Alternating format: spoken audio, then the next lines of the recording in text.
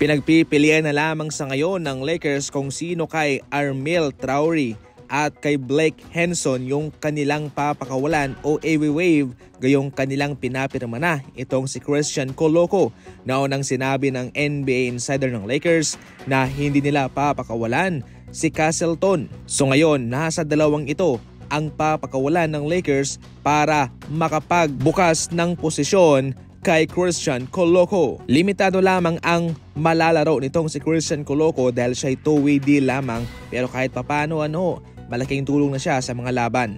Ayon sa rules ng NBA, yung two-way player ay pwede lamang makapaglaro ng 50 games sa regular season. So asahan na hindi sa lahat ng pagkakataon ay pwedeng makapaglaro itong si Coloco. 50 games lamang yun, imamaximize yan ni JJ Redick para sa mga importanteng laban. Hindi naman nakaligtas sa mga mata ng mga netizen itong ginagawa ni Stephen Curry bago siya tumira. Kung mapapansin nyo sa video ito, ay iniikot pa mismo ni Stephen Curry ang bola sa kanyang mga kamay bago niya ito pakawalan. Mabagal na proseso dahil naka-slow-mo ang video na to. Pero kung sa regular na mabilis ang pangyayari mga idol at hindi mo mapapansin na kanyang iniikot pa bago niya ito itira.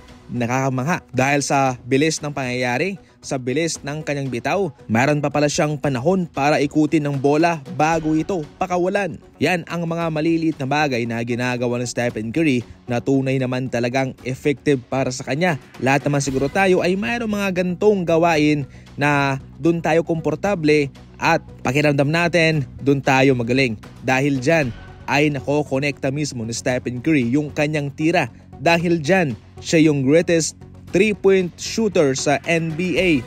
Dahil dyan, malapit na niyang maabot ang 40,000 3-pointers milestone niya na siya pa lang ang natatanging manlalarong makakagawa. Mayroong kakayahan si Bol Bol na baguhin ang kanyang laro kung gusto niya. Yan mismo ang papuring sinabi ng former NBA player na si Ralph Sampson kay Bol Bol.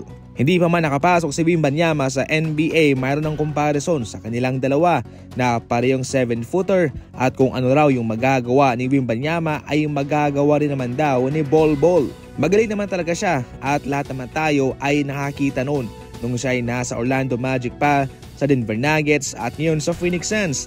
Kinakailangan niya lang ng panahon ng mataas-taas na minuto. Pero dyan tayo nakakaroon ng problema sa playing time. Hindi naman po pwede na bigyan mo siya ng malaking playing time, mayroon pang mas senior sa kanya.